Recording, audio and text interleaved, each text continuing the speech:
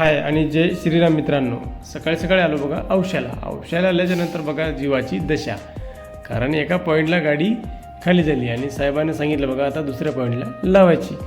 मग काय लागली जिगरू आपली टायर फिरवायला, छाट निघायला तयारच नाही बघा.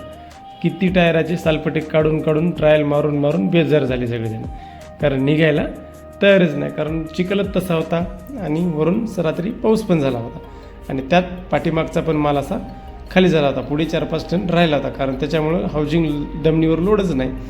नंतर पायकरांनं खूप काही सारा दिमाग लावला, राजीभावनं लावला, दुसऱ्या ड्रायव्हर लोकांनीसुद्धा आपल्याला सपोर्ट केला, तरी पण जिगरू आपली निघायला तयारच नाही. कारण हाऊसिंगचे टायर फिरवली. मग काय तेवढ्यात आले गोविंदरावचा म्हणजे अनुभव खूपच दांडगा आहे बघा. MS 40चे चालक मालक 7736 त्यांनी सांगितले बघ शक्कल. मग लागली ट्राय रिव्हर्समध्ये मारल्याच्यानंतर काय झटक्यातच गाडी निघाली बघा. कारण त्यांचा शेवटी अनुभव सिनियर आहेत सगळी चालक मालक.